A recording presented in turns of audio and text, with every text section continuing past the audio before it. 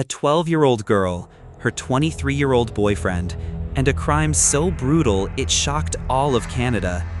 What would make a child plot to murder her entire family, and why did she think she could get away with it?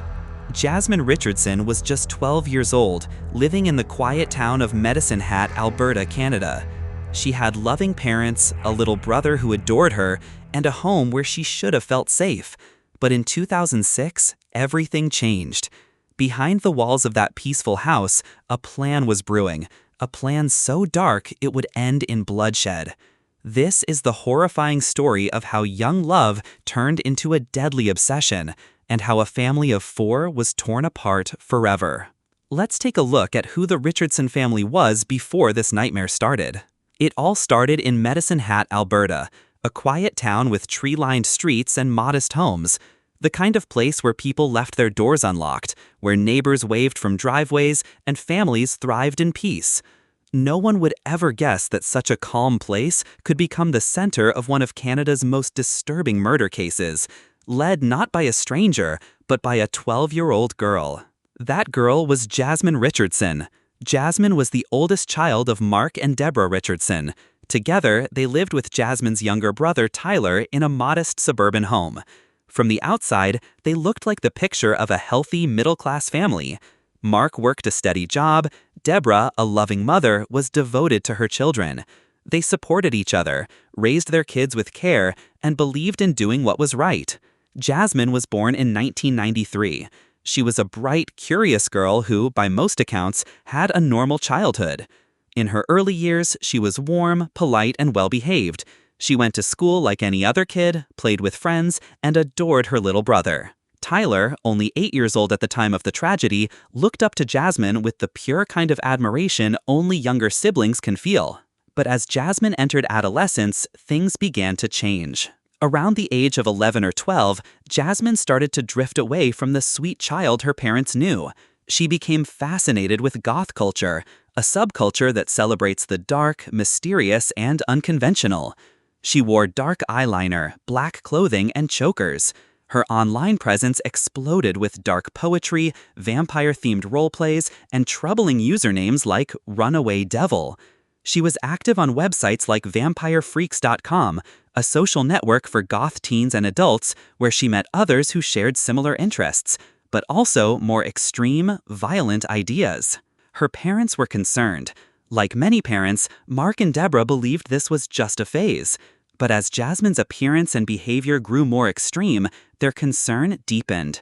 They set rules, they tried to establish boundaries, they grounded her when she broke curfew, they tried to take away her access to questionable websites, and told her she couldn't date older boys. But Jasmine didn't see these actions as love. She saw them as oppression.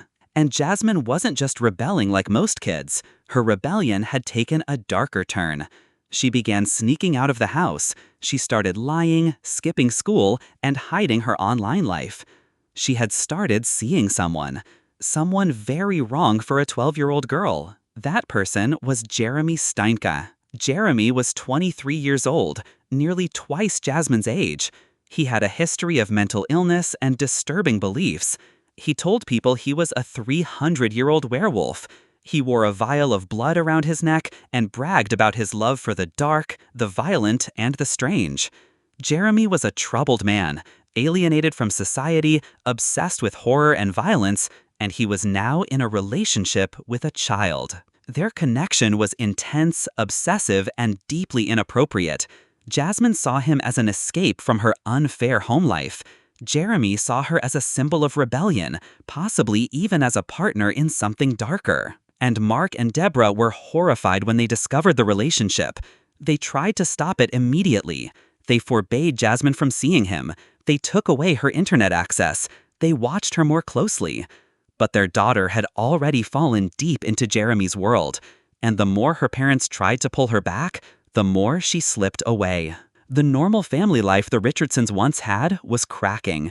What they didn't know was that Jasmine and Jeremy were talking about a future together, one that didn't include Mark, Deborah, or little Tyler.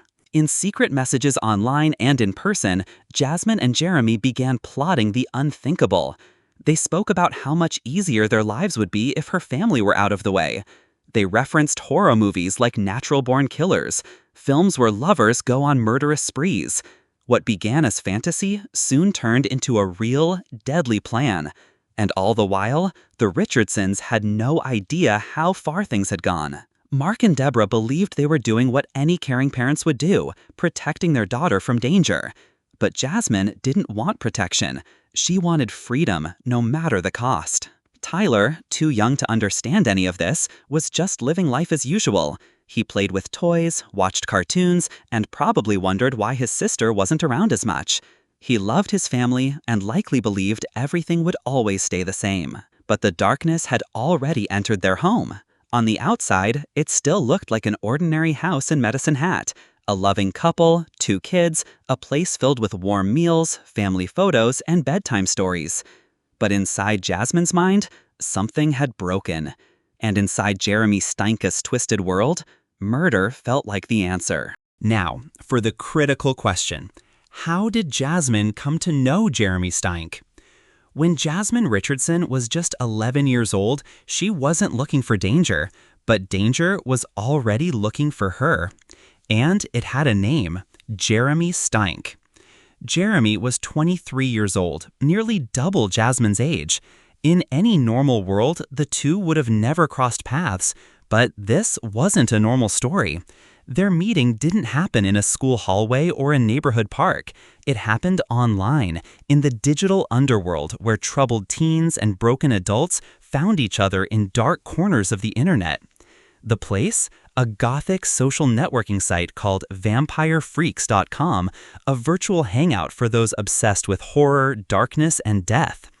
Jeremy had created a profile full of disturbing content, pictures of blood, violent lyrics, and fantasy claims that made others cringe. He called himself a 300-year-old werewolf. He claimed he had supernatural powers and even drank blood. To most people, it sounded like the ramblings of someone unstable, but to Jasmine, lost in her own rebellion and craving escape, it sounded exciting. Jasmine, still just a child, had also fallen deep into goth culture. She wore dark eyeliner, corsets, fishnets, she read vampire fiction and drew disturbing artwork. And online, she pretended to be older, posing as a 15 or 16-year-old, never letting on that she was barely out of elementary school. When Jasmine and Jeremy started messaging, their connection was instant. She felt seen, understood, worshipped. And Jeremy? He saw Jasmine as a prize, a young, impressionable girl who adored him, someone he could mold and control. Despite the massive age gap and Jeremy's warped beliefs, Jasmine didn't push back. She was drawn to his rebellious spirit, his fantasy world, and his hatred of authority. And when he told her he loved her, she believed him. She had no idea that this love would lead her straight into a nightmare. In real life, Jeremy was far from the powerful figure he tried to be online. He came from a troubled background, struggled with depression, and had reportedly been abused as a child. He lived on the fringes of society, poor, isolated, and mentally unstable. He'd been bullied growing up and had developed a hatred for the world that rejected him. He wore dark clothes, chains, and a vial of blood around his neck. He talked about murder, suicide, and revenge. He idolized characters like Mickey and Mallory from Natural-Born Killers, a film about 2 lovers who go on a violent rampage together. That was his dream, to become part of a deadly love story. When Jasmine's parents discovered their daughter was secretly talking to an adult man, they were horrified. They immediately tried to end it. They took away Jasmine's internet access, grounded her, and forbade any communication with Jeremy. They thought they were protecting her. But to Jasmine, they had just declared war on the one person who made her feel alive.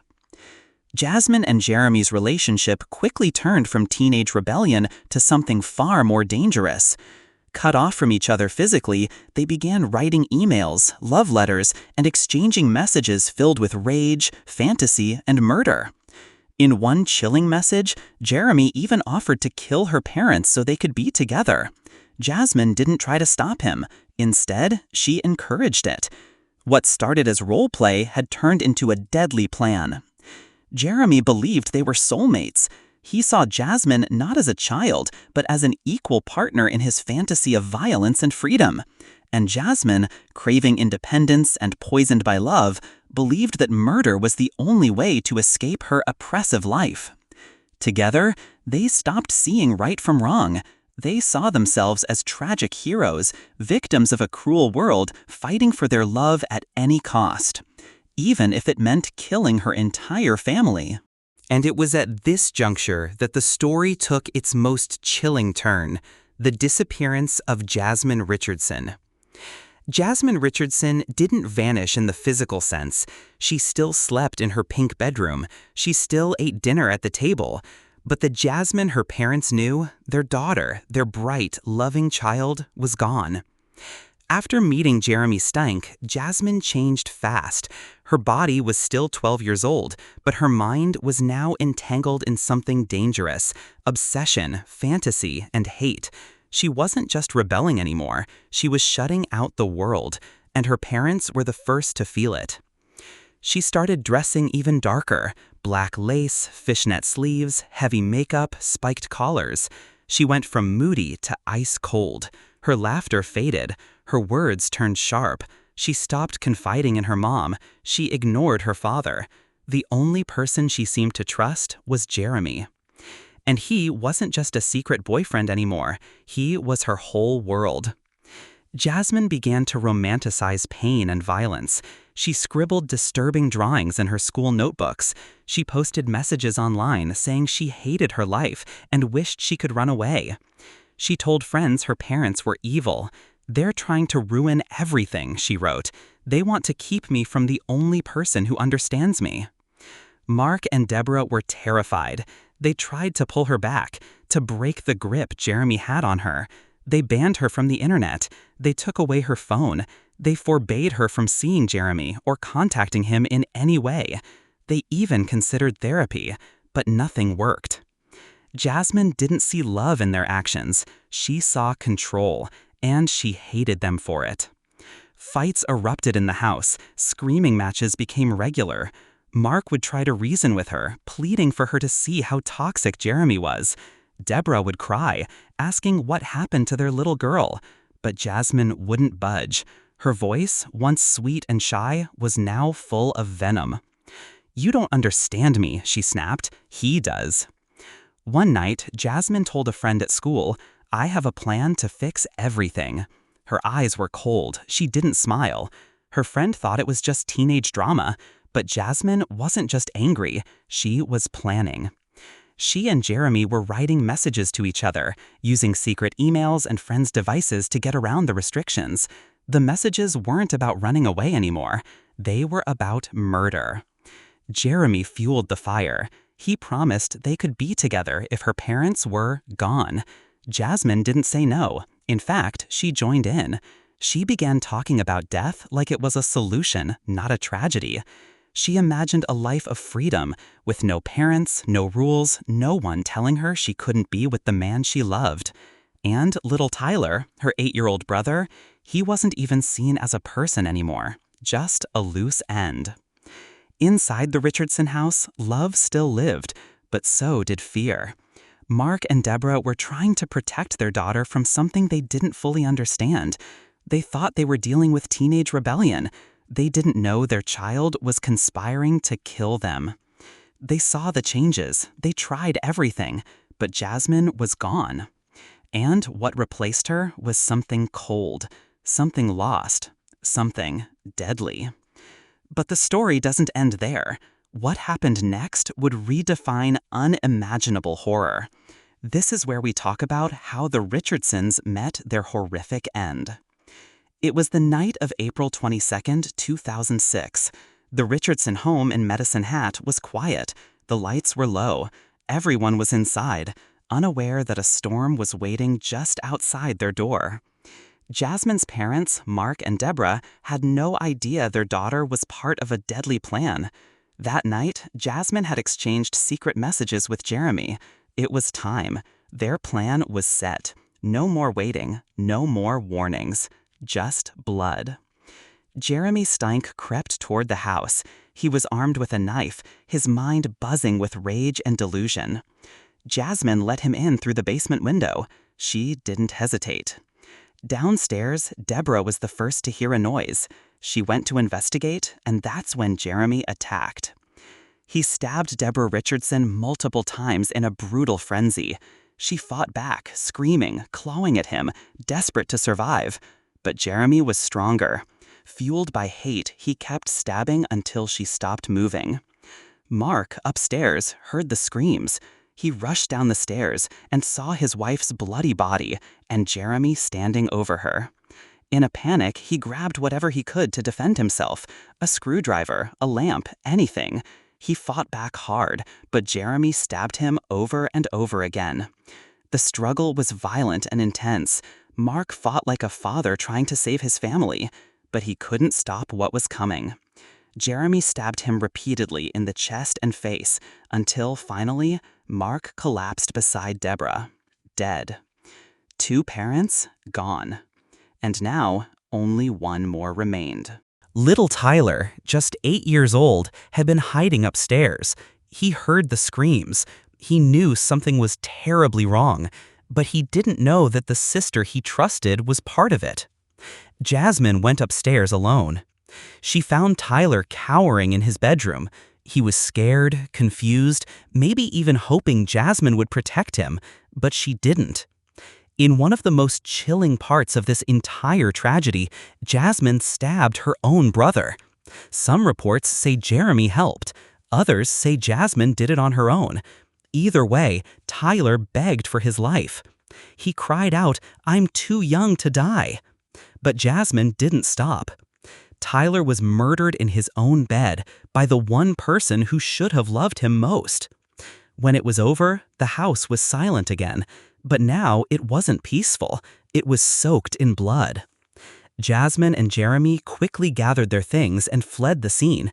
They didn't cry. They didn't panic. They ran like 2 lovers in a horror movie, just like the characters in Natural Born Killers, the film they'd idolized. They went to Jeremy's friend's house, laughing, kissing, talking about running away forever. Jasmine, just 12 years old, had helped wipe out her entire family, and now she was acting like it was some twisted victory. They even went to a party the next day. Someone asked Jeremy what he had done that night. He said, laughing, "I gutted them like fish." It didn't take long for the police to connect the dots. The scene at the Richardson home was like something out of a nightmare, and Jasmine, missing from the house, wasn't a victim. She was part of the crime. And now, we explore the aftermath, the chilling reality that descended upon the city of Medicine Hat. The sun rose over Medicine Hat on April 23, 2006, like any other morning. But behind the quiet homes and trimmed lawns, one house sat deathly still. Inside the Richardson home were 3 bodies, Mark, Deborah, and Tyler, all brutally murdered. The police were called after a neighbor noticed the family hadn't emerged all morning. When officers entered the house, they were met with a bloodbath. Furniture overturned, stab wounds everywhere, and one horrifying detail, they couldn't find Jasmine. At first, everyone feared the worst. Had Jasmine been kidnapped? Had she been taken by whoever murdered her family? Posters went up, an Amber Alert was issued. But the deeper police looked, the more something didn't add up. Jasmine's online presence told a different story. Emails, blog posts, secret accounts. And those messages painted her not as a victim, but as a suspect. Within 24 hours, police had a new theory. Jasmine wasn't missing. She had run away with the killer. Jasmine and Jeremy were spotted the next day in Leader, Saskatchewan, about 130 kilometers away. They were hiding in the back of a truck belonging to one of Jeremy's friends. Police surrounded the vehicle. There was no chase, no resistance. They were arrested calmly, like they had done nothing wrong. Jasmine was found wearing a hoodie, eyeliner smudged, her expression cold and distant. Jeremy, smug and unshaken, said nothing of remorse. He told officers they'd killed her parents because they wouldn't let us be together. In his twisted mind, he thought the murders were romantic, like a dark love story finally realized. When asked about killing her family, Jasmine didn't cry. She didn't plead for mercy. She admitted it like she was talking about a bad dream. And in a way, that's how she saw it. Unreal, disconnected, like the pages of a storybook soaked in blood. The news hit Medicine Hat like a shockwave. No one could believe it. A 12-year-old girl helped murder her family? A 23-year-old man seduce her into becoming a killer? It was beyond comprehension. People wept, schools went silent, neighbors stood outside the Richardson home in disbelief, some clutching flowers, others just staring. The house where laughter once lived was now marked by yellow tape and silence. Parents in town held their children tighter. Teenagers deleted their online accounts. Families who once left their doors unlocked now triple-checked the locks at night. Everything had changed. This wasn't just a tragedy. It was a betrayal of the very idea of family. Jasmine's classmates were stunned. Teachers broke down in staff meetings. Everyone had seen her as a normal, if slightly rebellious girl. No one had imagined she could be capable of such horror. Even Jeremy's friends, many of whom knew about his obsession with death and blood, had never taken him seriously. Now they were forced to reckon with the fact that he'd meant every word. The arrests brought some relief, but no comfort. Because how do you heal from something like this? A child murdering her own parents? A brother stabbed in his sleep? A romance so toxic it turned into a massacre. In the end, the killers were caught, but the damage was already done. Medicine Hat would never be the same again. But how do you prosecute such a case? How do you seek justice for such unspeakable acts? We'll explore that now in the trial of Jasmine Richardson and Jeremy Steinke. The courtroom in Medicine Hat had never seen anything like it. The atmosphere was thick with disbelief as the details of a murder so cold, so calculated, unfolded in full. A 12-year-old girl accused of slaughtering her own family. Her 23-year-old boyfriend, the mastermind and killer by her side. And one more person, a quiet accomplice who helped them vanish into the night. Jasmine Richardson's trial began in June 2007. She was only 12 at the time of the murders, and under Canadian law, that meant she could not be tried as an adult. But her actions were anything childlike. Her emails, journal entries, and confessions told a terrifying story. She and Jeremy Steinke had planned the killings down to the last detail. They wanted to be together, and in their eyes, the only thing standing in their way was her family. In court, Jasmine admitted she had talked about killing her parents with Jeremy. She said she believed that once they were gone, she and Jeremy could run away together. But perhaps the most chilling admission of all came when she explained why her little brother Tyler, just 8 years old, had to die. She said it was because he was too emotional. He would be too devastated by the loss of his parents. So they decided to spare him the pain. And by spare, she meant stabbing him repeatedly in the chest while he slept in his bed. Witnesses described a disturbing transformation in Jasmine in the months leading up to the murders. Her school essays had taken on dark, violent themes. One teacher remembered a story she wrote where a young girl killed her family. No one had taken it seriously at the time. Now, it read like a confession waiting to happen. The court heard that Jasmine was deeply influenced by her relationship with Jeremy. But influence doesn't equal innocence. The jury found her guilty on all 3 counts of first-degree murder. Because of her age, the harshest penalty allowed under the Youth Criminal Justice Act was 10 years, split between custody, supervision, and community reintegration. It wasn't a sentence that sat well with everyone. A family was dead, and the girl who helped destroy them would one day walk free. Jeremy Steinke's trial followed in 2008. Unlike Jasmine, he was an adult. He wasn't just tried for murder, he also faced a charge of statutory rape for his sexual relationship with Jasmine. She was 12, he was 23. The law made no room for excuses. He had seduced a child and used her to help him commit one of the most gruesome crimes in Canadian history. During the trial, Jeremy showed no remorse. He was caught bragging about the murders in a police wire recording, saying he gutted Jasmine's mother like a fish. He compared their relationship to that of Mickey and Mallory from the film Natural Born Killers, calling it the greatest love story ever told. In his twisted fantasy, the murders were part of that romance, a love story written in blood. The evidence against him was overwhelming. Emails, confessions, witness statements, and his own recorded words painted the image of a man who was not only dangerous, but disturbingly proud of what he had done. The jury found him guilty on all 3 counts of first-degree murder. He was sentenced to life in prison with no possibility of parole for 25 years, the maximum sentence available. And then there was Casey Lancaster, a lesser-known name in the case, but still a piece of the puzzle. She was 19 years old, a friend of Jeremy's, and she was the one who helped the pair flee after the murders. She didn't take part in the killings, but she knew what they had done, and she helped them run anyway. Casey drove them from Medicine Hat to Leader, Saskatchewan, where they were eventually arrested. Her decision to help came with consequences. She pleaded guilty to being an accessory to murder and was sentenced to 1 year of house arrest. Though her role was smaller, it cast a long shadow. She had helped 2 killers escape, one of them a child, and for that, the town would never forget her. In the end, the justice system handed down the harshest sentences it could under the law, but for many, justice still felt incomplete. A father butchered, a mother stabbed to death, a little boy murdered by the sister he trusted, and the people who did it were still breathing. The trials were over, the verdicts read, but the wounds, those would take a lifetime to close. After the trials concluded, one question remained: what became of Jasmine and Jeremy? When the gavel fell and Jasmine Richardson was found guilty, she didn't cry, she didn't beg, she just stood there, a child, convicted of something almost too dark for the mind to hold. For many, the idea that she would one day walk free was harder to accept than the verdict itself. After the trial, Jasmine began her sentence, a mix of psychiatric treatment, custody, and community supervision. She served the first portion of her time in a psychiatric facility undergoing intense therapy.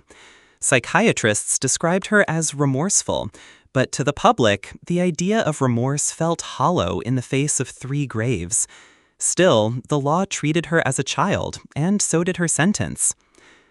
By 2016, Jasmine had completed her 10-year sentence. She was 22 years old. She had changed her name, assumed a new identity, and was quietly reintegrated into society. She was, in the eyes of the law, a rehabilitated young adult. Reports say she enrolled in university, participated in therapy programs, and lived without further incident. She had gotten what many believed she didn't deserve, a second chance. The public's response was divided. Some believed that Jasmine had been manipulated by an older predator, that she was too young to fully grasp the weight of what she had done. Others saw her as just as guilty as Jeremy, perhaps even more chilling, because she was so young and yet so capable of orchestrating death.